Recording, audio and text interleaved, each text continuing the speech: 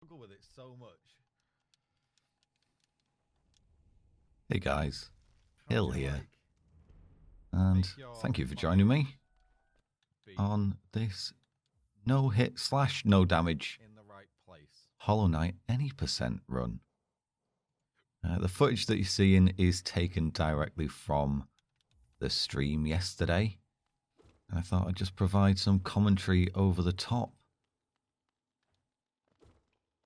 Partly to maybe explain some of the decisions that I'm making for people that are less familiar with the run or the game itself. And also so it can be used Comfortable sitting. as a guide Yeah. for people I wanting do to change root out position a any lot. % no hit if they're thinking about doing the run themselves. But this And feels super comfy, I especially hope compared to me my old doing one. it does show that pretty much anybody I'm very rarely can do uncomfortable. a Hollow Knight no hit. It's not easy, don't get me wrong, It does happen. but it's definitely achievable with a bit of time, patience, and a fair amount of perseverance. So a few things as we get started and drop down into Dirtmouth. You'll notice that I'm playing on Steel Soul mode. I'll explain that when it becomes a little bit more relevant later on. And the splits on the top right are all memes, so they're not the most useful indicators of exactly what it is that I'm doing on each split. On the main page, so it used to be. My PB was actually 3 hits for the run, as you can see there on the bottom right. And we got straight from 3 to Hitless, which is nice. We skipped the entire PB1 hell, as I've heard about it. Instead of, it being the background, like the purple background with all the H's. The first half of this run is pretty much set up, about 45 minutes or so of gathering abilities and upgrades, that sort of thing, to make the second half of the run, or well, about 30 minutes, 20 to 30 minutes, which is pretty much a boss rush at the end of the game.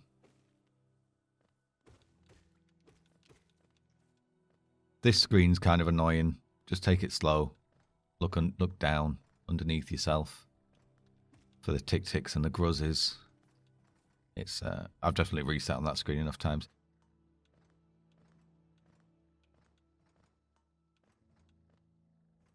This little arena, there is a trick you can do with a spike, which I miss. I did it a little bit late. You kind of jump up to the left just as the two of them are appearing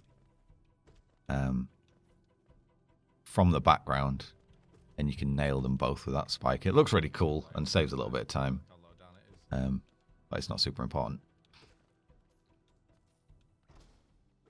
This particular run in general, I will say, is very scuffed. It's probably one of my most scuffed runs. There's a lot of close calls all the way through the run, which you'll see. But luckily we got through it. Just things like that. Absolutely no need to jump up there, but I did anyway. First boss is the failed knight. No, sorry, the false knight, I should say. Pretty simple boss. There are 6 bosses in the run total. We've got false knight, Hornet. I do Soul Warrior to get the Shade Soul upgrade for the Fireball. And then Watcher Knights, Uumuu, and of course the Hollow Knight himself.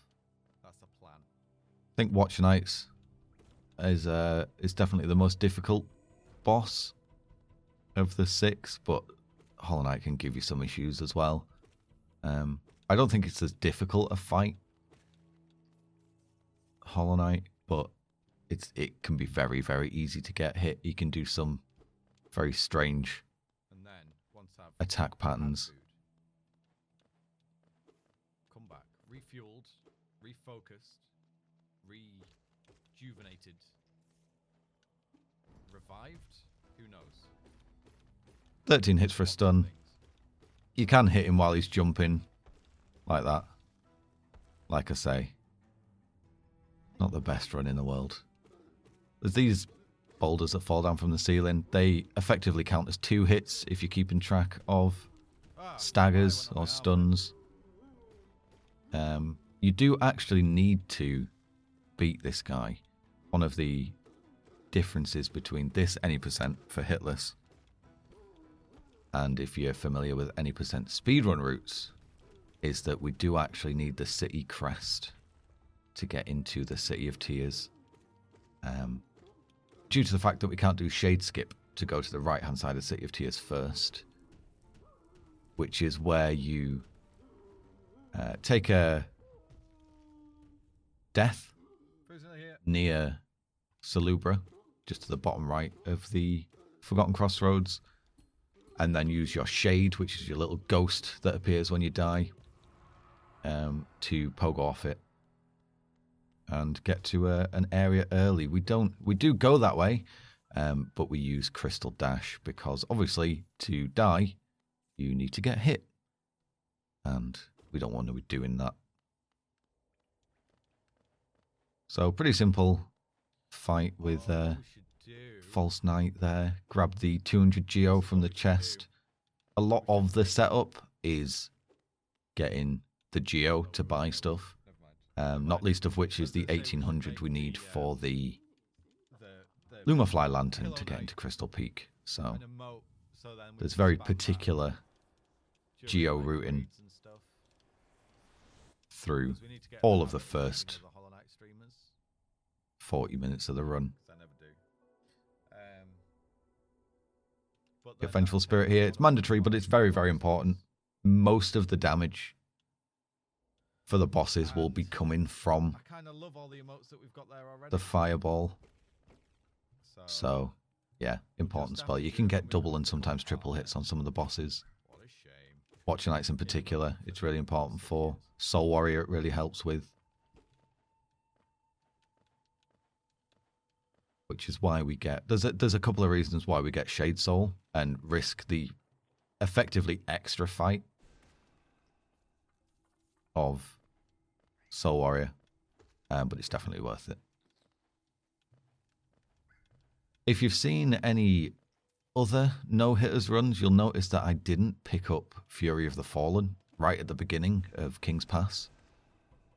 I actually use a Fragile Strength route, which means that I can do no damage and no hit in the same run. But it is well within the rules if you want to use Fury of the Fallen, which is where you get a 75% nail damage boost when you are at 1 health. You need to take intentional damage on a hazard, such as spikes or acid, to set up Fury of the Fallen. And you need to make it very intentional and very clear that it's intentional if you are setting it up. Okay, that's fine. Such as saying out loud, I am now going to set up Fury of the Fallen, or by looking up and down with your character 3 or so times, just to make it very clear that you're differentiating the damage that you're taking from getting hit versus setting up Fury. I'm so excited. A quick note about the Balder, the Elder Balder here as well. Oh, you son of a bitch. It's 4 fireballs to kill him. Obviously, you can't nail hit because he Balders up. So make sure you've got full soul going into them. I stand really close when he spits his little child. So he kind of closes up and doesn't shoot the little Jaffa spits. It's something really minor, but I found the day before this was recorded, I'd actually lost a few runs to getting hit by them, by getting in a bit of an awkward situation. So I just did that little extra bit of security to make sure. There's a few things like that. during the run. I'm not the most consistent player in the world, so anything I can do to alleviate any stupid mistakes, This is art but playable. then I'm all about it. I really like that.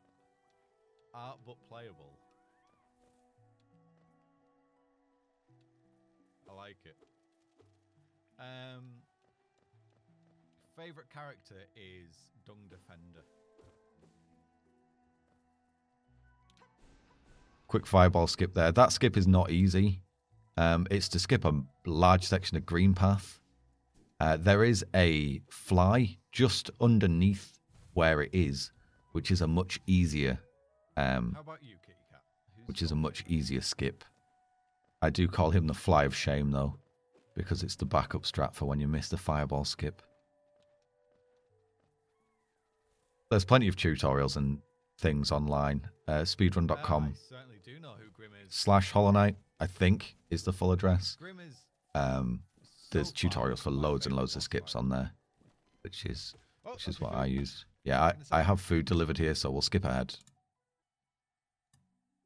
to when I come back. There we go. Okay, right. Let's Yeah, fight so Hornet, there's a few speedrunning and then I'm gonna skips that we use. eat dinner. You fight That's the Mantis Claws, first. There's yeah? another two, Did you try fighting them? which are background pogos, and I'll explain those when we get to them.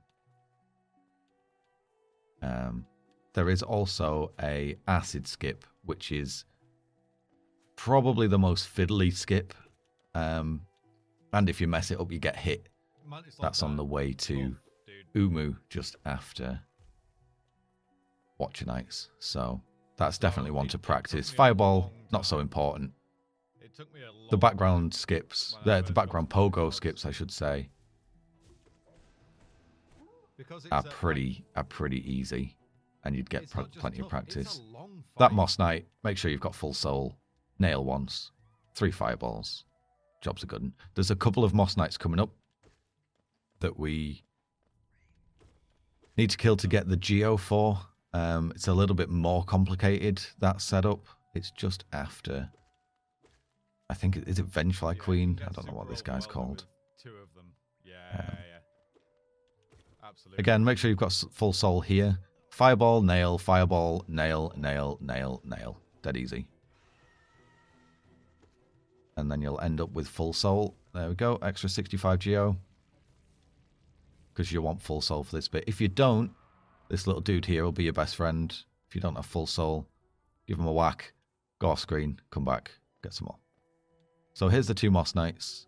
I look down and check. You can kind of see there's a pillar and then some grass just after it. I'm looking for him to just get where the sort of grass is. 3 fireballs after 1 nail. Couple of pogos. And it looks very simple when you do it that way. They can give you issues, and they have given me issues. If the guy's too close, Sat right next to me and it's he'll not give you a whack while you're still fireballing the first dude. If he's too far away, then you give him time to sort of jump back or spit his little moss balls at you. It's a bit of a pain. Just before Hornet, we come down here. Watch out for the Venus flytrap. Give it a whack, and we're getting our first relic, which is a Wanderer's Journal. You can't see it because my ugly mug's in the way. That's 200 Geo. As you can see, we've already collected 769. That's a pretty good amount to have at this point. I do get some extra geocaches just to be on the safer side, because there is a little bit of RNG to geo collecting that I'll get into in just a bit. Hornet fight, not a lot to say about it really. Your nail does 5 damage, your fireball's doing 15 at this point, so fireball as much as you can.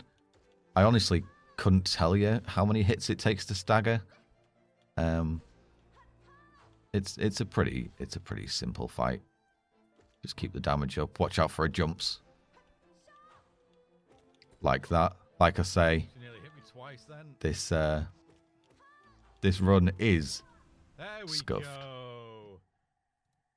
Alright. So, out of Mulligan Town, which is the name for my first split, is everything before Hornet, because it's not a reset if you get hit before Hornet, it's a mulligan. So you're free to start again. So don't worry about if you reset before Hornet. I've done it plenty of times. I actually have food to eat, so I take a break here.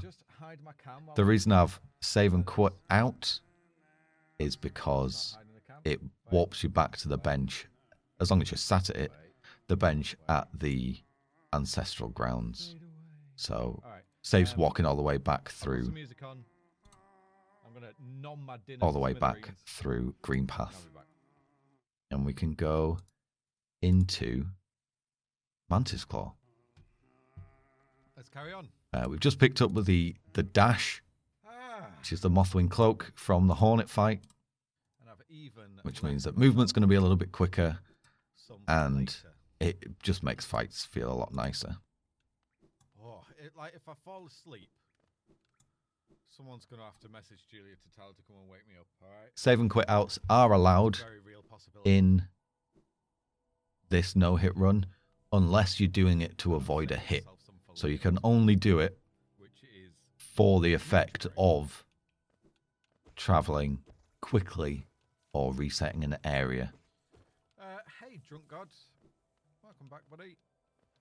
A lot of the early part of this run will feel a lot nicer the more runs you do, because there's a lot of memorizing where to go.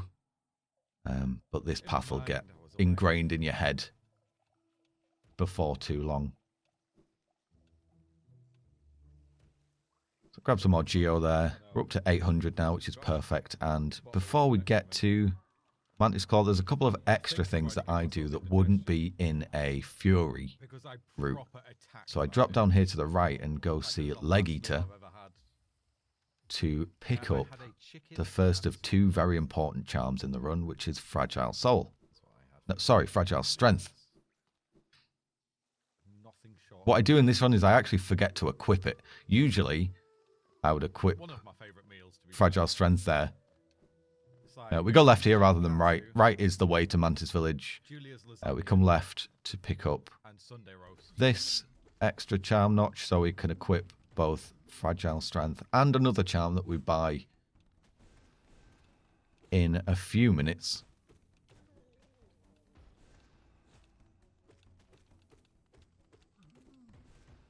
And we also carry on going left to go pick up the second relic, which is a Hollownest seal, to get us 450 of that 680 extra Geo we need that we used for Fragile Strength.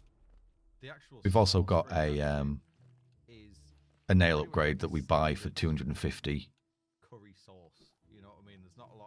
when we get into the City of Tears just after Mantis Claw. But because it's Wagamama's, the rice is like proper Japanese sticky rice. And it's really good. Another save and quit out there. I sat at the bench near Leg Eater. Again, forget to equip the charm that I just bought, and I don't actually equip it for a while yet. It's not super important. It's good. The enemies in the sort of zombie enemies in City of Tears will take 3 hits now rather than 2, which they would if you had either Fury or Fragile Strength equipped. So it makes it a little bit tougher, I guess, a little bit more risky.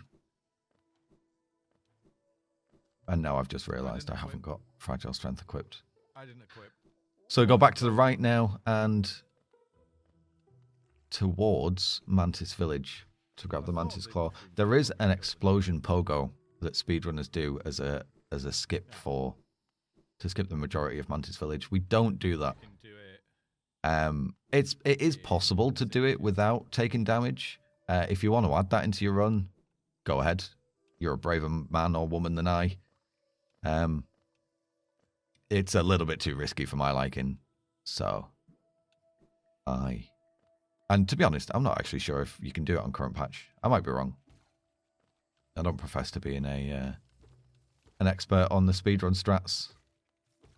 I don't even profess to being an expert on the strats that I use. I just got good enough at them so I could hit them when I needed to. Yeah, so you go left there and use one of the the little explodey balls to pogo off it. It looks really cool when it's pulled off, but like I say, risky.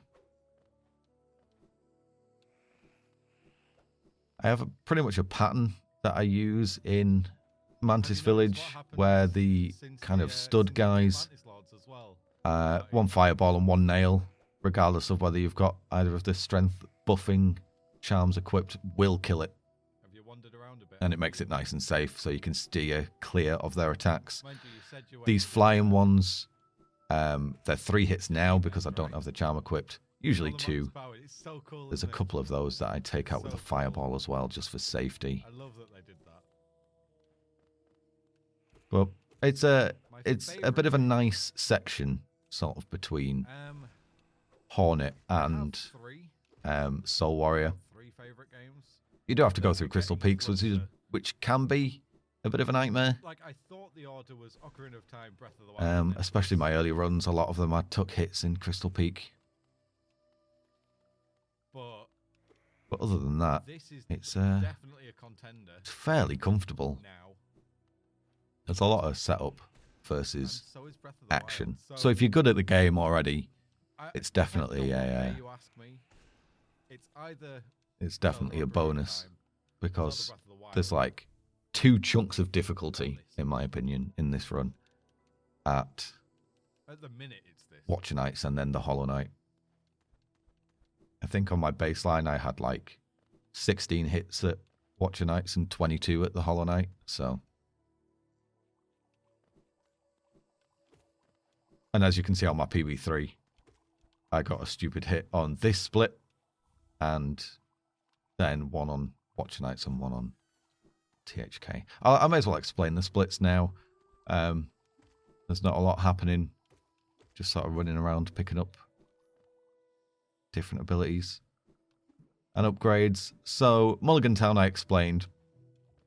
Bench became a bit of a meme in our channel because I kept forgetting to sit at a bench, and as I explained before, I used benches to warp back to. I forgot to sit at a bench, and instead of warping forward, maybe a little too much food in the run, I actually warped back to the beginning of City of Tears, which is literally here. And I did that a couple of times. So I got chat to remind me that I needed to sit at the bench, and they were really bad at it. They kept just saying bench at random times during the run. So I made the split called bench so that I knew that the end of the split was me sitting at the bench, which, surprise, surprise, in this run, I forget to do. Because this is the scuffiest of scuffy runs.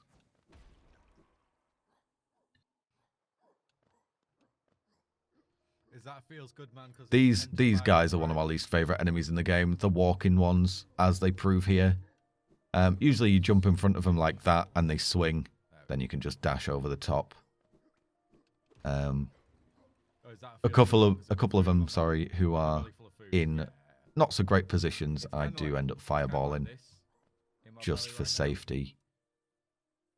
The flying variants are not so friendly either. The nail-wielding flying guards are not too bad. You can kind of just position yourself underneath them and you're pretty safe. The ones that have the kind of spear pike weapons can be a pain. This is the furthest we've got into a run today. So it's best to be on the safe side with those guys. So we're just going over to the left here to get a nail upgrade, which will mean that our base nail damage is 9. And with Fragile Strength, that gets increased by 50%. And I believe it rounds up, but I'm not certain. So it's either 14 or 15 damage. Sorry, it's either 13 or 14. Because it's 9, 50% extra would be either 4 or 5. So it's a good amount of damage for how easy it is to get.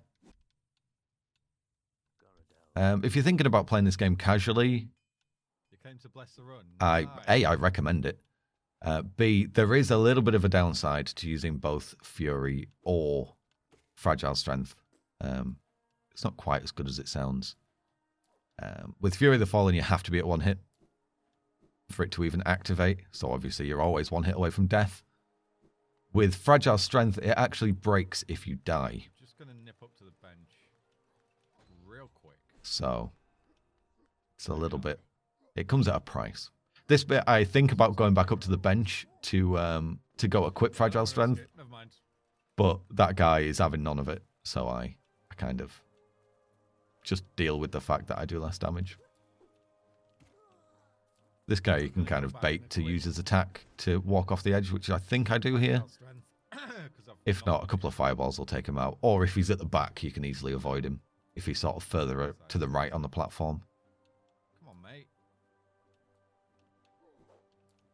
Yeah, I'm trying to bait him off. There we go. Again, very, very close to getting hit for the 6th or 7th time already in this run. There's plenty more of those, don't worry. So another Hollow Knight Crest up here. Hollow Knight Seal, my apologies. Bait that guy. Don't try and pick up the relic before you've picked up the... Sorry, yeah, don't try and pick up the relic before he's dead. Bait him down. You can even use the platform as like a barrier and hit him from underneath. And yeah, play it nice and safe. This dude as well. Either bait him into an attack and jump over, or wait till he charges. Don't try and jump over him if he hasn't attacked or charged yet, because he'll just jump straight into you. If you want to play it really safe, wait for the charge. I found that's the best way to do it. So we've been collecting these relics. We've got 2 Hollow Nest Seals and 2 Wanderer's Journals. To give us a total of 1,300 geo plus the rest that we had collected. We need about... I like to get out of here with about 1,500. That's how I know that we're pretty safe. Because the rest of the geo that we need to buy another charm, to buy a stag station, and to buy the Lumafly Lantern comes from... the reason that we're in Steel Soul mode, which is these rancid eggs that I'm about to pick up. The first of 2 here. Obviously, watch out for those screaming guys that make the worst noise in the game. I also dropped down here to get another chest. It's about 35 geo, I think. Just to play it a little bit safe. So on Steel Soul mode, if you visit the little house just to the right of Dirtmouth, where you would normally find Gigi, who gets your...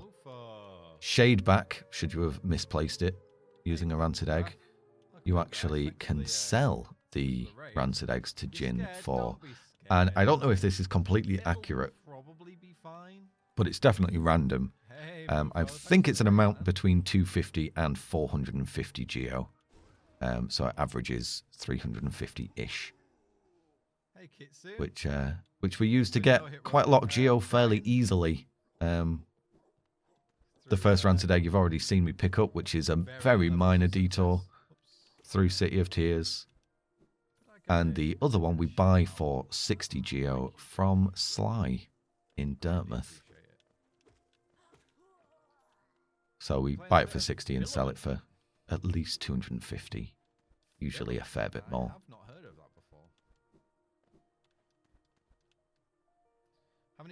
This sort of series of screens, this climb up, is a little bit sketchy. Especially this guy. If he goes back there, you're pretty safe. You can dash left, dash back right, and hit him. But like you see here, he's a little bit of a fiddly boy. I'd had so up until this point today, I'd been streaming probably about 2 hours, 2 and a bit hours. At this point, I'd had nothing but resets. The runs were going absolutely terribly. So I take every opportunity to take the safer option in this run as possible. The boss fights are all super slow. Running past enemies is slow. I get very nervous towards sort of Watcher Nights onwards. I get very quiet and very focused. I was just going to say Lost Kin. And it was Veil kind of Charm, because I wanted to make the Soul, most of Tyrant. a very rare good run that we'd Yeah, had. the fights get pretty real. This guy is a pain. You can either kill him very quick with 2 fireballs and a nail, or he can just troll you. He's actually teleported underneath me a couple of times. Okay, this guy. I learned that that bottom platform is a nice place to be because you can kind of use it as a He's buffer my favourite character. and wait until he Well, Good teleports Defender, above Black you Defender as well, by and then default. jump up and nail hit. Yeah.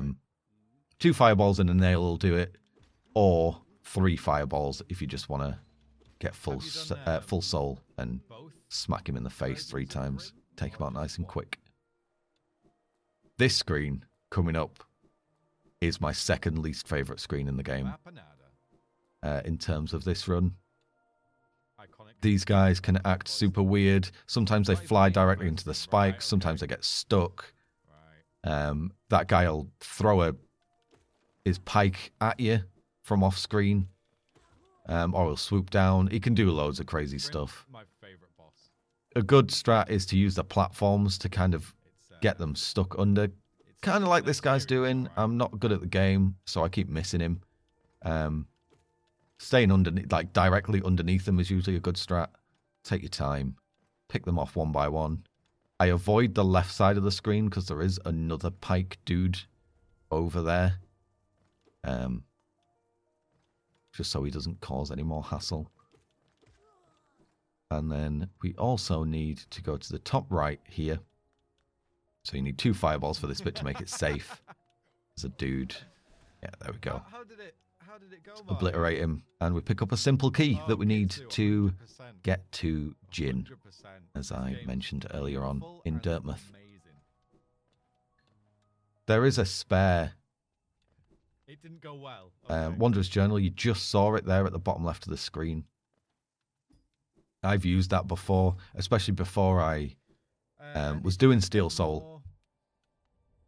I picked up 2 extra charm notches Yeah, it can be tough to time so that I things, right? didn't need to be Yeah, I didn't Ori need to 2 be is over amazing. It's overcharmed, very sorry. similar. Better in my opinion. And I needed extra geo as well because I wasn't using Steel Soul mode, so I wasn't than um, the Ori games, going to but I Jin really like with the Ori. rancid eggs. So there's a few extra geocaches as well that you can use in Forgotten Crossroads. Here's the bench that I always forget. Now we're finally equipping Steel, Fragile Strength. And I've forgotten to split, but it's all good. Go down to Gruz Mother. Gruz Mother, super, super simple. I didn't even count her among the bosses when I was checking them off earlier. Make sure you've got full soul again. And with Fragile Strength, she is 3 fireballs and 5 nails. And then with Fragile Strength, she's 3 fireballs and 4 nails. Blink on, you'll miss it. Very, very easy boss fight. There we go. 1, 2, 3. 1, 2, 3, 4. Done. And then you get the mini game of trying to get a strike. I've never got one. I've only ever left 1 Gruz standing. I completely missed this time, I'm pretty sure. Yep. Did it too early. Unbelievable. Just to go with the rest of the scuffedness of this run. Set me fireball off early. I have played this game before, I promise. Off to Salubra for the second and arguably most important charm in the game. It's the best charm in the game, isn't it? Let's be honest. Shaman Stone.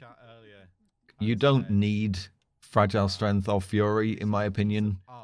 I would absolutely say you need this charm. It is most of the damage. The fireball's now gone from 15 to 30 damage. Once we get Shade Soul, it'll go up to 40 and get the ability to go through walls. So it is OP. IMO. Grab Sly, S&Q out. Back to Dartmouth, and we start making all of our purchases now. So if you've got enough geo by the end of this little bit, then you don't really need to worry about it until the, well, for the rest of the run, I should say. One of the many reasons I love it. Yeah. There's a little bit of extra geo that we need for really the elegant helps key you, like, to unlock get- the door to get invested Soul Warrior. in, That's pretty much it. And we get a King's in Idol, games which is when worth you're 800 geo, in the beauty. fortunately enough. Yeah, I've seen. And I've then seen a the little only bit other of geo we a need tiny is bit of for a free. couple of tram stations, one I in watched City of called Tears, Aslan played King it. Station, and the other I only saw in the Deep Nest, the right at the briefest end of the run. couple of minutes, but it does look. But that kind of takes care of itself. You don't need to worry about it. You get enough from boss fights and things like that. You beat it in one sitting. So there we go. Into Jin.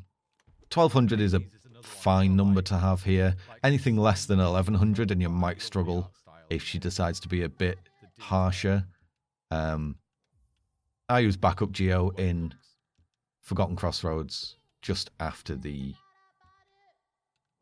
bench where the stag station is. There's a enemy that's really easy to kill at this point that gives you 45 geo, so it's dead easy to farm. Any up should you be a little short. 1850 is the number that we need. Yeah, Supergiant make good. 1800 for Lumen Fly Lantern and 50 for the gate, which blocks us entering Crystal Peak. Now that gate you can actually go to even if you don't have the lantern. It just won't let you interact with it. And that's the only reason we get all this geo. If we could interact with that gate in the dark, then we wouldn't need to, and the run would be probably about 15 minutes quicker. Well, maybe not 15 minutes, but it'd definitely be quicker.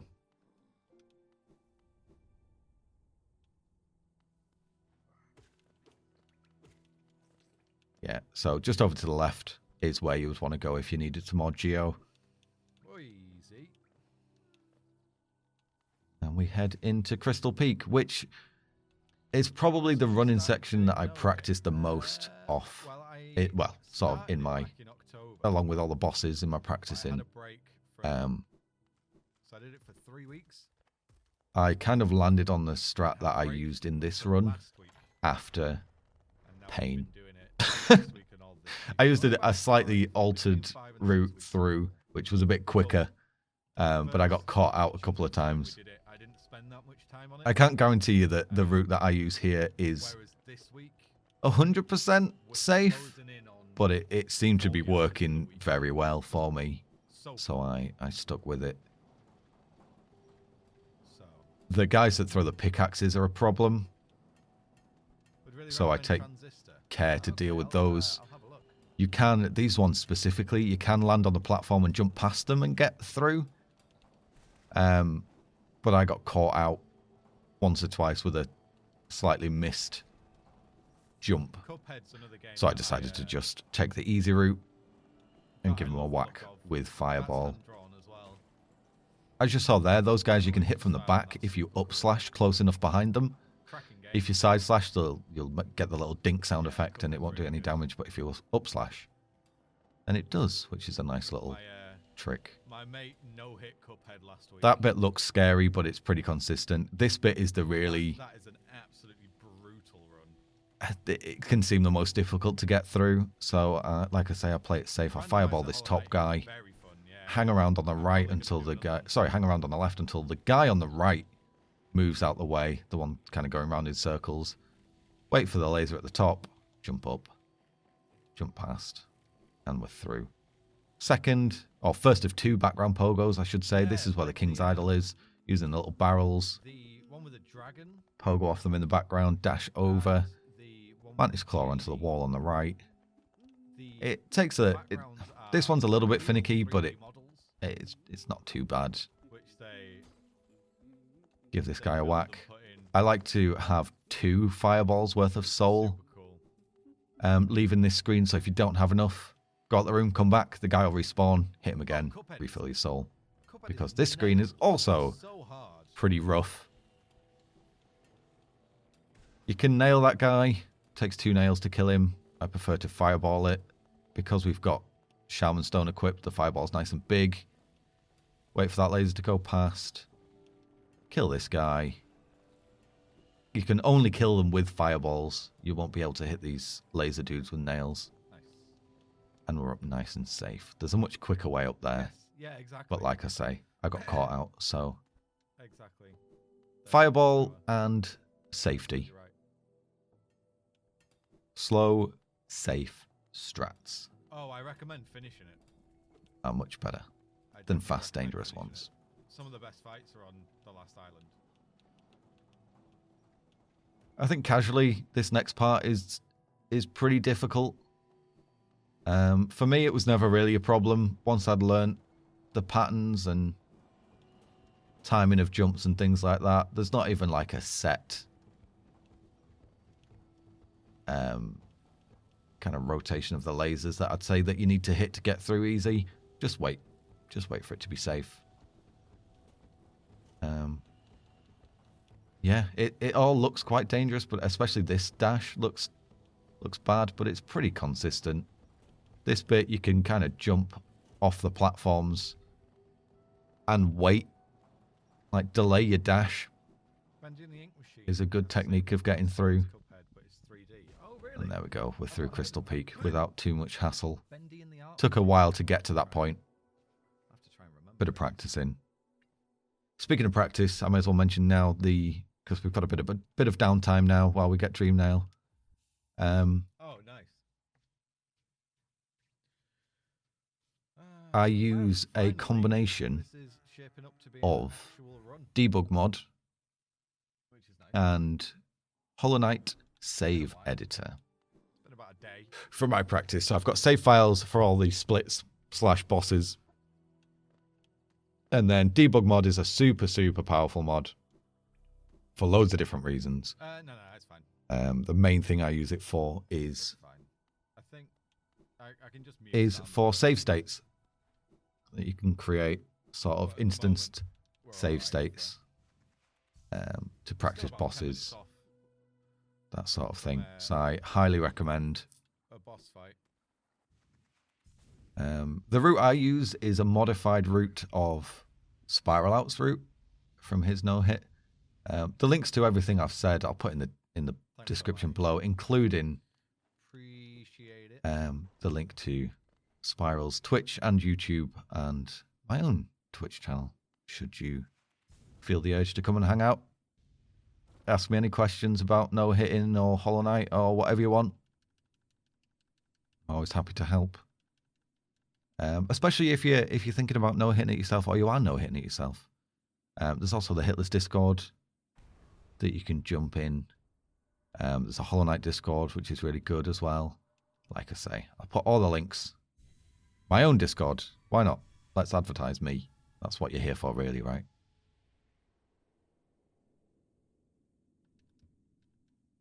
Everything you'll need will be in the description. So just to quickly explain any percent as well, because I didn't mention it earlier in the run. Basically, any percent means that you just got to get to the end of the game by any means necessary.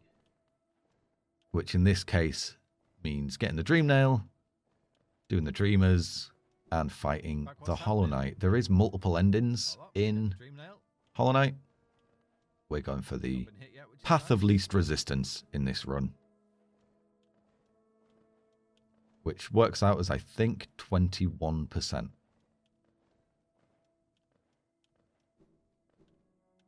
Just about to start the actual run. So glad I blessed this run. Yeah, it's all Mars's. So we grabbed it, Dreamnail now.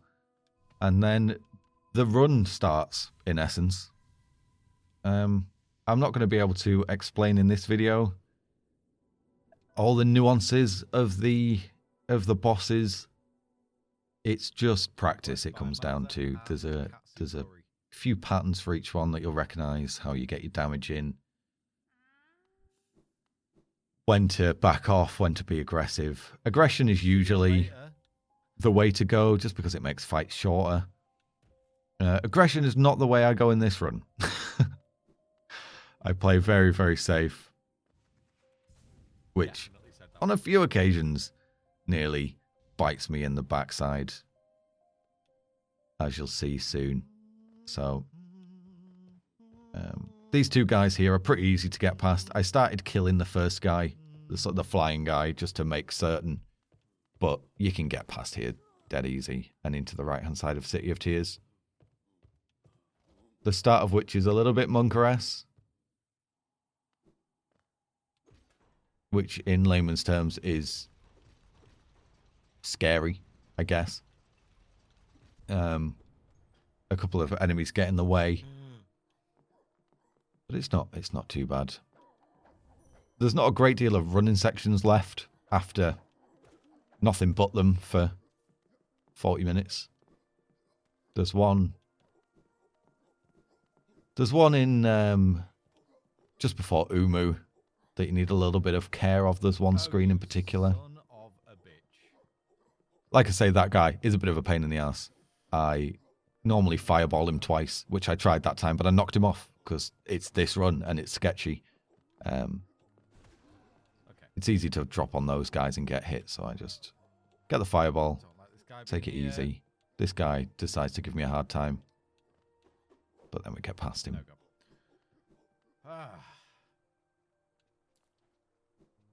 Yeah, so there's one screen just before Uumuu, just after the acid skip, which I mentioned before. And there's obviously Deep Nest, everyone's favourite area of the game, right? Yay. Everyone loves terrifying, dark spider caves. There's a very, very set route that I take through Deep Nest, which makes it a lot less scary once you learn.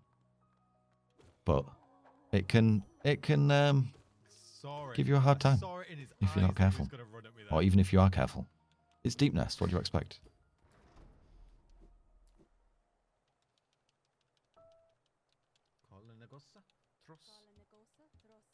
So a little bit of housekeeping left to do. We've just got to sell the King's Idol that we picked up from Crystal Peak. We also grabbed the shopkeeper's key in Crystal Peak. I didn't mention it at the time, but we did jump up and grab the shopkeeper's key so we can buy the elegant key, because that's what you do with keys, right? You unlock more keys. As you can see, we've got plenty of geo left. It was delicious. To be able to buy it, it costs 800. Another save and quit warp. Back to Forgotten Crossroads. I believe that's the last. No, it's not the last one. Is it the last one? It is the last one. It's the last save and quit warp. I do save and quit out one more time. And that is to do a little safe strat in Deep Nest.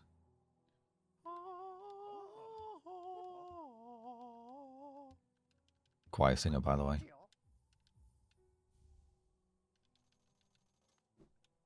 Right. And this is it. This is all the setup done. 30-minute boss rush. With a little bit of movement. Like I said there, it's a 30-minute boss rush. It's pretty much what it is now. First up is Soul Warrior. Not a lot to say about this fight. He can be... He can be a pain. I didn't used to run Fragile Strength until I found out that equipping it makes the little blob things that he spawns, they become one hit rather than two, which makes a huge difference. As you can see, going down that screen, much nicer than going back up it. I found the little strat I used there to be super consistent. Just watch out for the spikes. You can get double hits on Soul Warrior pretty easily. Just after he's used his like teleport slam move is a good time to get a double hit with Fireball. Your nail does a lot of damage at this point. The worst attack he does is that sort of crystal summon thing, orb. Try not to jump too much because those blobs will spawn in your face and there will be nothing that you can do about it. Try not to get stuck by the sides.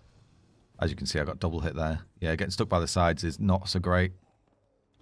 And I recommend killing the blobs as priority just to get them out of your way. And you get soul from them, which is nice. Very, very, very sketchy finish at the end there. He was about to charge at me as I was stuck in the corner, like I say not to do. Fortunately, he was one hit from dying. I was pretty confident that we were good, but it was sketchy. And there we go. Shade Soul now. Like I said, it goes through walls, which we use here just before Watcher Nights. To make life a little bit easier, it's kind of a mini skip, just to not have to do a pretty dodgy fight. And we get to it in just a moment. And we go up to Watcher Nights, which, like I say, probably the hardest fight of the run. They can be a pain and give you some really, really bad patterns. But with a combination of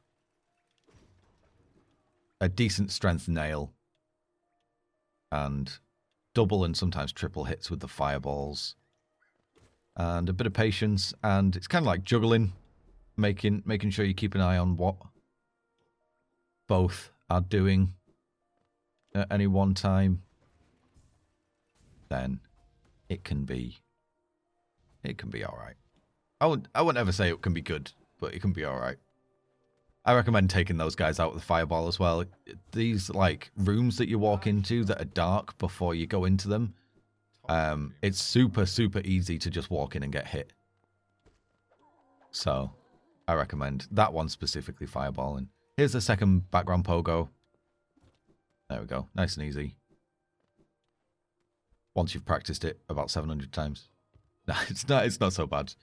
And this is the skip that I was talking about. So there's a big purple shield dude on the left, just above me here.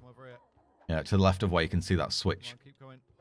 So what we do is use 5 Shade Souls, there's 3, to kill him off screen. Bait this guy's attack and then you can get a Dream Nail in, fill up your soul. There's an audio cue, you can hear him stomping about. It's preferable to stomp when you can hear him on the right side of the screen. Just so you make sure your fireball hits. But to be honest, 9 times out of 10 it hits anyway. Be a little bit careful of that guy. He has got a pike brother above him. If you jump up too high, it'll aggro him. Just one to watch out for. But this fireball hits both of them, which is nice. Again, extra safe strat. I used to just jump past this guy. I started killing him just to be certain because I got hit once. And then we go up. There's a really cool little, I don't even know what you would call it, that the devs put in this game as well here. So there is normally 6 Watcher Nights. If you come up here and break the wall, there's a chandelier that you can drop. And it crushes one. So you only have to fight 5. There you go. You've done 20% of the fight already. Well, 16.6.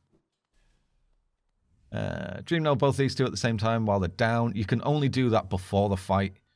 Once the fight starts, you need to Dream Nail the active Watcher Nights to be able to get soul from them, when they kind of go the solid colour rather than the little faded.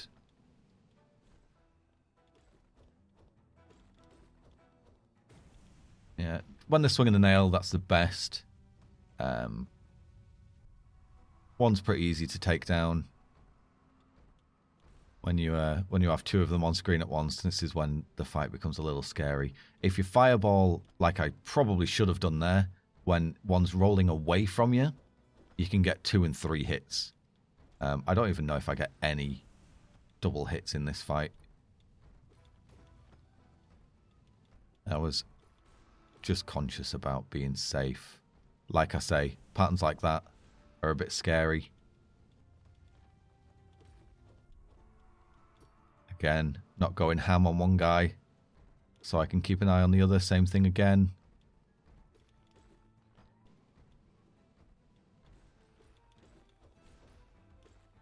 This is a really bad position to be in. Being in the corner when 2 of them are close and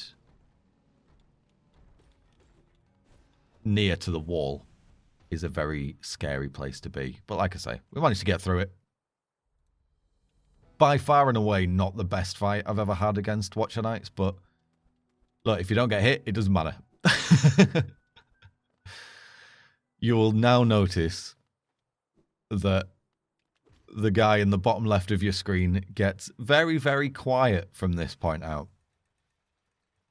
Up until this point, we had got to this stage in the run without getting hit before. The next big thing is the acid skip. And on a run a couple of days before this, that was exactly where we got hit. So I was very conscious of this fact before we did it. So I'd practiced the crap out of the acid skip before this run. It's honestly not a bad skip at all. It's a tiny bit fiddly, but it's not so bad. It's definitely easier than Fireball skip to pull off. The issue with it is that if you mess it up, you get hit. So you've got to do it perfect first time.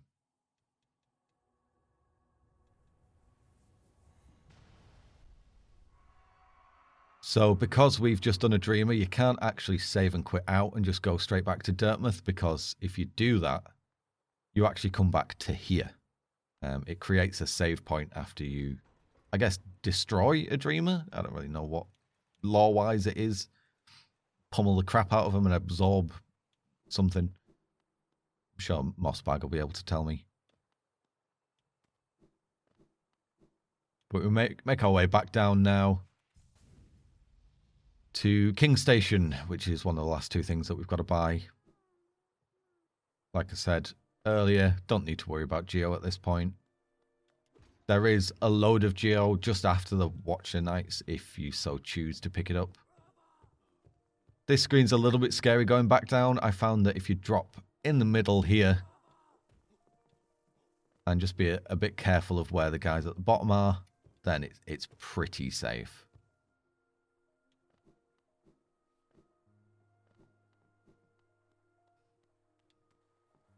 There's a gap there between the spikes on top of the lift and the ledge, so you can always get down.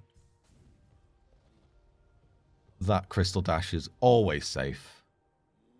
Just don't dilly-dally, and that guy won't hit you. And we can make our way back to Dartmouth. And then through the now infected crossroads, which, as I mentioned earlier, is my least favourite screen on the whole game.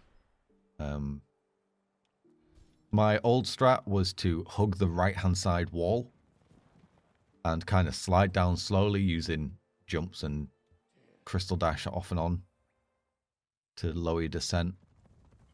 He did. What I started doing when we were getting close to the run was destroying everything I could on that screen, because the infected Gruzes drop little squelches of Jaffa, and they are so hard to see coming because there's background drips as well. So it's best to just kill them. I get some soul here from a couple of enemies, so that I've got full soul going in, and then once I'm in there, use the tick-ticks to sort of keep myself topped up. Like I say, there's 6. So I kill the first 2 down with that fireball. Again, Shade Soul going through walls and things like that. Very good. And I think I get 1 with my next fireball, and then I get another one, and the explosion kills the 6th. So that's 3. I realise my camera is not ideally placed for playing Hollow Knight. I apologise. I have blocked some of the screen. I asked chat. They said it was fine. I don't know if I believe them. But here we are. Saying that, I probably won't move it. There we go.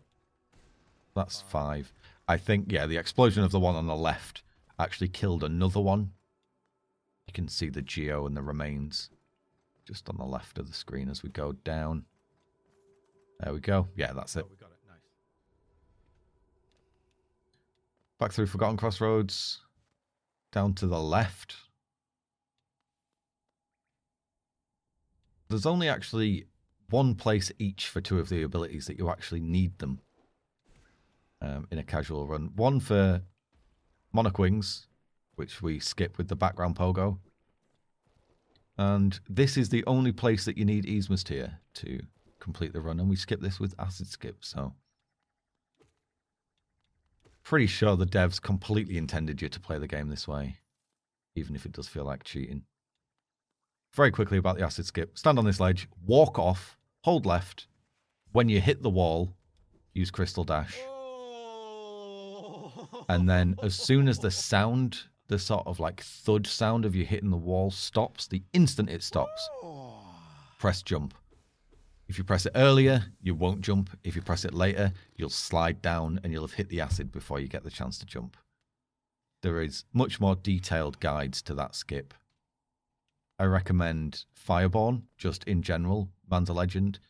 He's done a speedrunner's guide to each split for any percent.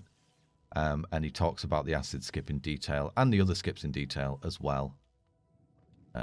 Highly recommend checking it out. Again, Fireborn, YouTube, Twitch, I'll link it below. That screen is the other one that I mentioned before. I kind of alternately walk off the platforms and then dash behind the big jellyfish. Probably worth, if you're wanting to learn it, just watching that section of the video rather than me explain it. The route I take down there is pretty much 100% consistent. Not too bad once you learn it, but it's a pretty scary screen to do blind. Going down to Uumuu now, making sure I've got full soul. Choose the right path. You can go left if you want.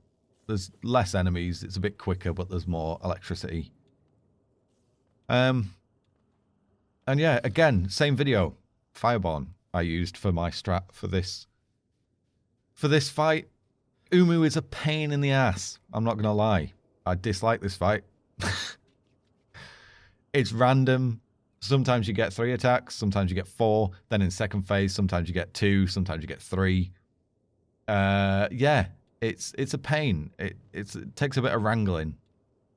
But the kind of base strategy, start there on the sort of top right, jump onto the wall, give yourself enough space to react to, depending on whether it's the sort of all over the map attack or the follow attack. Bait Uumuu down to this bottom right corner, as far right as you can, preferably. So then when Quirrell comes here,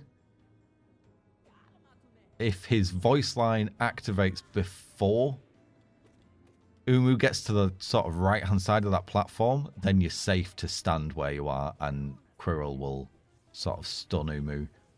If Uumuu's already touched the platform with his sort of like a nucleus, then chances are it's going to make it across the map, the platform, sorry, and hit you before Quirrell attacks. So as many fireballs and nails as you can get. There's probably a certain pattern that you can get to make it die in one phase, but play it safe. Stick to the walls generally, and you should be good. Don't worry if it takes 3 or even more than 3 phases. Don't worry if Quirrell stuns Uumuu in a place that you can't hit it. Just play it safe.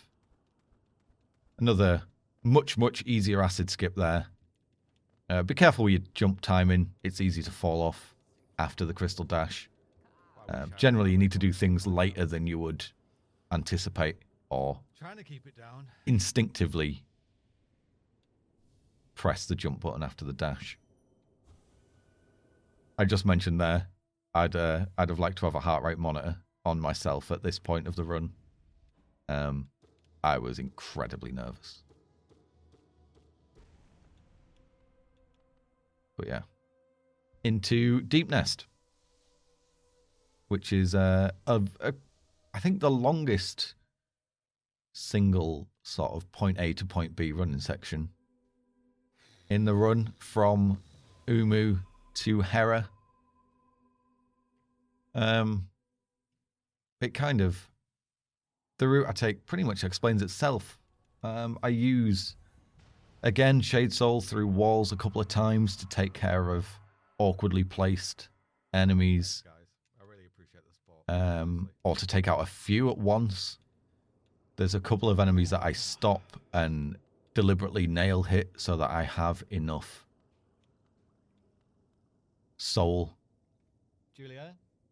I'm just now telling my girlfriend I've got 2 splits left. that I'm close to the end of the run. Just to I get quiet. I get quiet. I get quiet here, and chat gets a bit busy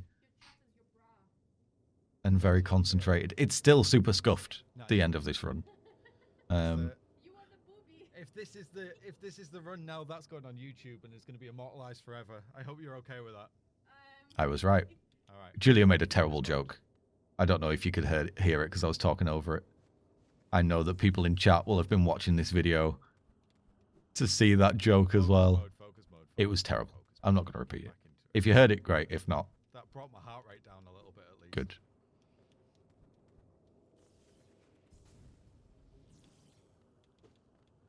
Shout out to Julia, by the way. She's a bloody legend. Guaranteed she's now blushing while watching this video as well. Hi. So the jump that I just made past the jellyfish looks really, really sketchy. When you sort of jumping on and off the wall. I'm pretty sure it's 100% safe. Pretty sure. I've never been hit by it. So feel free to just hop your way up. As long as you don't launch yourself off the wall, you'll be fine. This screen takes a little bit thinking about. Generally go for the Good shout. the option left or right of which has the smaller jellyfish. Don't hit the big ones. Just don't do it. They will hit you. You smack them, they'll disappear off one side of the screen, and they'll come screaming back and explode you. Trust. So we're going down to the bottom here, through Queen Station. I missed a nail there, just to add to the sketchiness of the run. And then through a bit of fungal wastes before going to the deep nest. I have a little marker mushroom because I kept getting lost at this bit. So this dude here, you just saw him. There we go. He's my marker mushroom. He lets me know I'm going the right way. This guy can cause a little bit of trouble. He kind of does that explosion cloud puff. If he's over to the left a bit too much, he can cause hassle, so I just double checked where he was. You can even wait till he goes past or fireball him if you really need to. And we take the sort of hidden entrance into Deep Nest. Again, a very different way to the way you'd go into Deep Nest if it was any percent speed run. There's I don't know what they're called, the burrowers. It just about spawned in behind me both times. They can spawn early, so watch out for them. Take a right on the next screen. Dash left is a safe way to do it. Trying to drop straight down is a quicker and scarier way to do it. So if you're a baller, you can go for the drop straight down. If you're like me, just wait. Yeah, this is pretty much the route. It's just a case of memorizing it, timings, that sort of thing. There is a drop that's coming up that'll go by really quickly.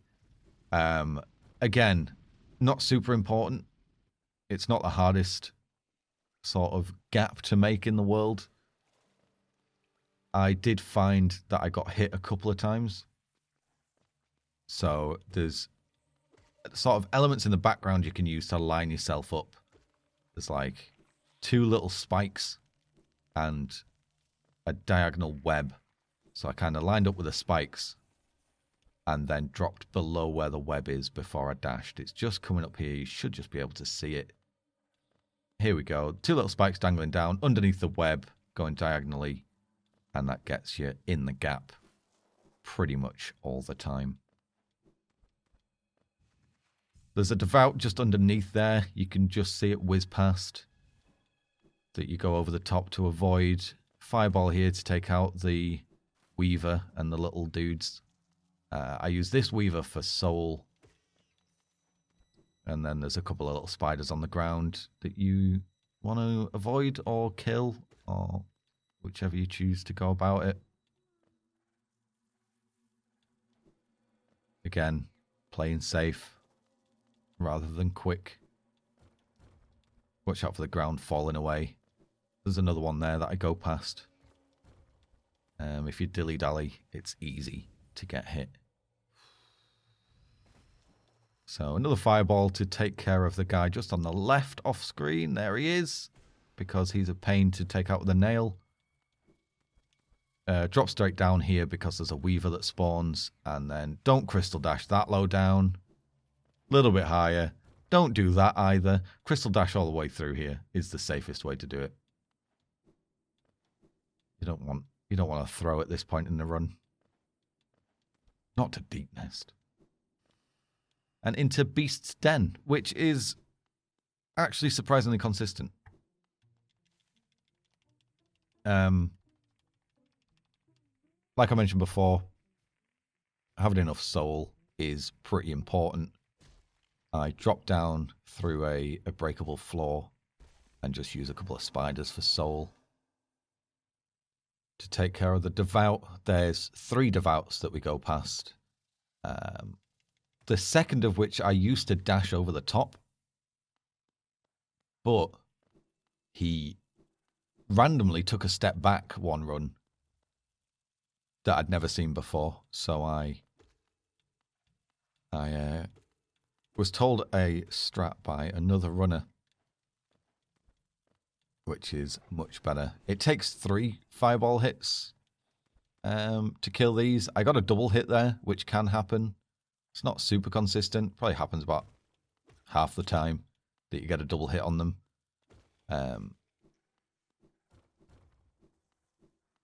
But it's not something that can be relied on. Again, these guys are super easy to kill. 2 nail hits and you're done. But I'm very nervous and taking it very safe at this point. Especially the guys that are kind of vertically like this. Very, very easy to get hit by them as well, actually. Their little Jaffa spits can kind of, if they're far enough down when they fire it, can kind of find you around the corner. So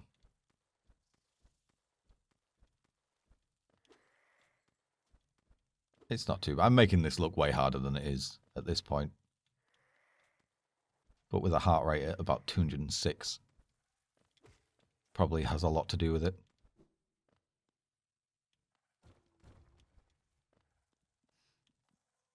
This grub coming up is pretty famous for being the lag grub in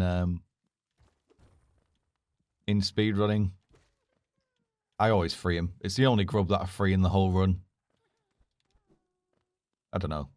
Maybe it's luck. Maybe it's habit.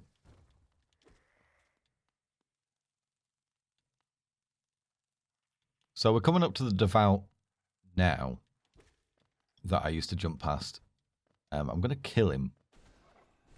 There's another devout above him that we need to kill as well to get to Herrah. So what we do is we actually go to the end of Beast's Den and sit at the bench, save and quit out, then immediately come back in, and what that does is it spawns or respawns the devout that we've just killed, that you can then safely dream nail from behind to get your soul back to kill the devout above before Herrah. So it's a super cool strat. Again, it's one of the ones that's just making sure that it's absolutely safe. Probably taking it from 90% to 100, maybe even 95. doesn't aggro him on the Dreamnail hit. Okay. Got a double hit on that guy as well. Okay. And that's Deep Nest. It's a bit of a long-winded split, but it's not too bad once you get used to it. And there's only one dude left. And that is the Hollow Knight himself. So we just take a quick stag tram I am, don't worry. back to Dartmouth. And it's a clean run to the boss man. Thank you, Leon. I'll have another one. Nice warm water. This is the last thing that we need to buy with Geo right at the end of the run. I think it's 250. It's either 200 or... No, it's 250. If you happen to be short on Geo at this point, which has happened to me, I don't know how, there's a cache on the right from here. There's another one just there. That exit is a geocache. Again, grab it, save and quit, load back in. You can farm it that easy. I have never fallen down off the platforms in Distant Village. I think if I ever did fall down there on a run, I would not know how to get back up again. Yeah, there we go, 250. So just as we're getting to the end of the run, I've mentioned them before, but a couple of quick shout outs. Firstly to Spiral, who I followed a lot of while learning to run it. He's also the verifier for no-hit runs of Hollow Knight. Go look him up. Super cool dude. Very good at Sekiro, very good at Hollow Knight. He's currently working on an all bosses Sekiro run and a true ending Hollow Knight run, which I hopefully will be working on next. Zerob also, Zerob, the very cool Spanish Hollow Knight no-hitter, also doing true ending.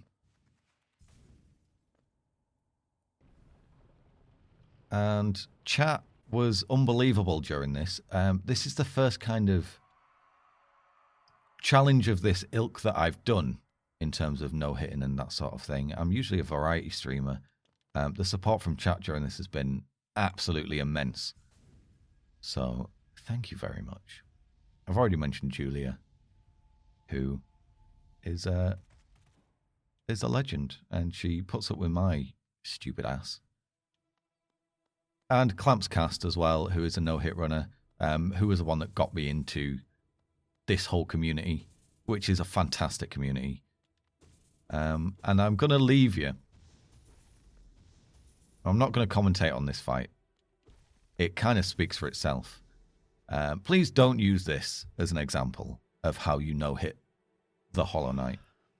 Not this fight, because this is the sketchiest Hollow Knight fight that you will ever see. And it was the most stressful fight that I've ever seen. Take a look, see if you can see the minute or the second where I realize that this is probably it. And enjoy. Thank you for getting this far if you have done. This run was incredible. I enjoyed every stressful second. And like I say, I'll leave you with the worst Hollow Knight fight any no-hit runner has ever seen. Cheers, guys.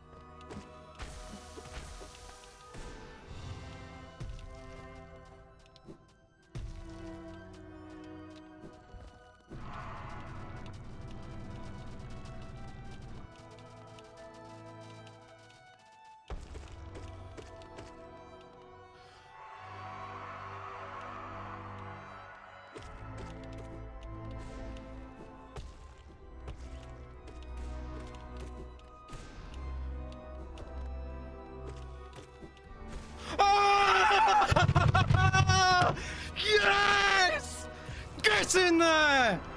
Yes! Oh my god! Oh! Oh! Oh my god! Oh,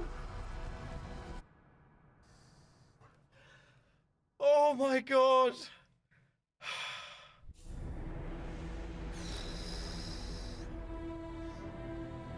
Oh my god!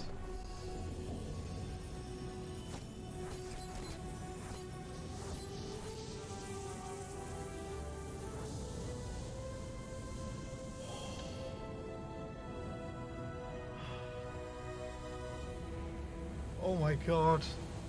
I'm shaking so much. Oh my god.